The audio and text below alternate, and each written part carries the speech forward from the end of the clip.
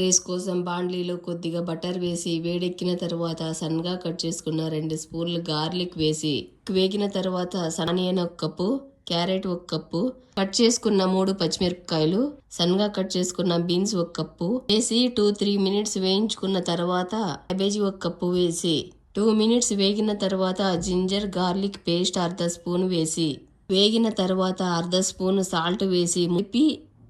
మూత పెట్టి స్లో ఫ్లేమ్లో 2 మినిట్స్ మగ్గించుకున్న తర్వాత సన్నగా కట్ చేసుకున్న క్యాప్సికమ్ 1 కప్పు వేసి కలుపుకున్న తర్వాత